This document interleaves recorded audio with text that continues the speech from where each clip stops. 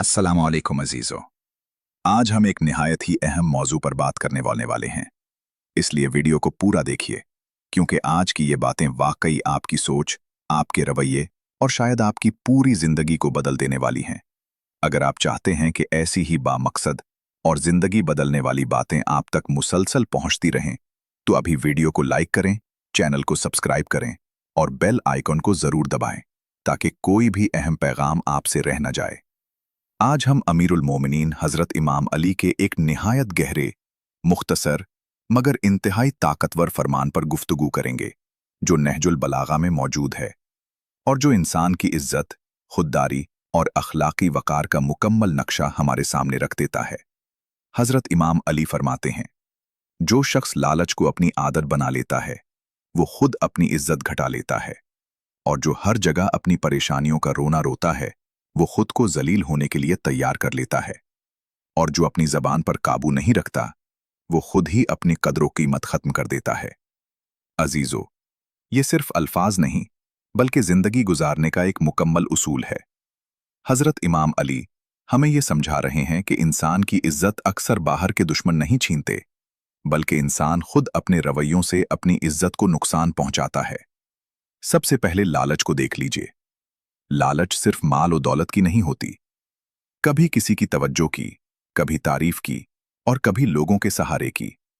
जब इंसान बार बार दूसरों से उम्मीदें लगाता है, हर वक्त मांगने की आदत बना लेता है, तो आहिस्ता आहिस्ता इसकी खुददारी खत्म होने लगती है।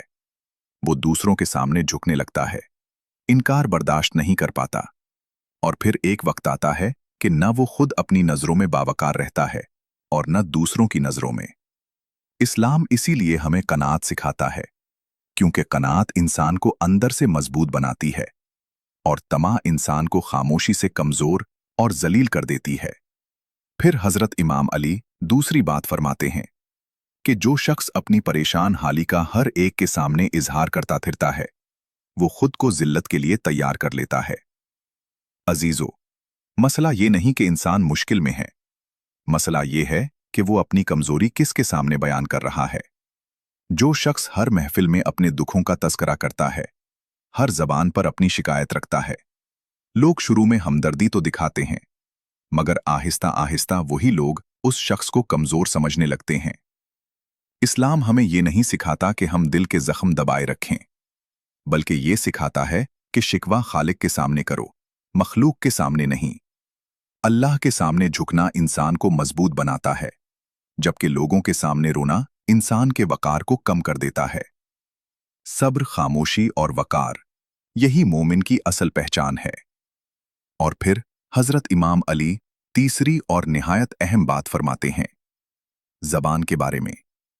आज के दौर में, खास तौर पर सोशल मीडिया के जमाने में, ये बात पहले से कहीं ज्यादा अहम हो चुकी है।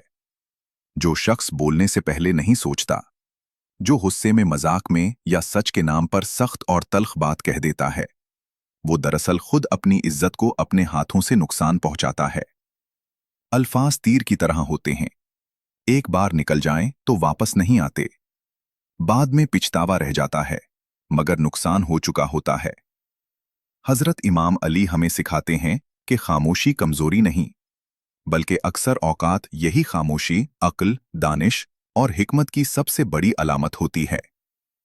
उसूल काफी में हजरत इमाम अली से मनकूल है, तमा इंसान की गर्दन में जिल्लत का पट्टा डाल देती है और कनात इंसान को आजाद बना देती है।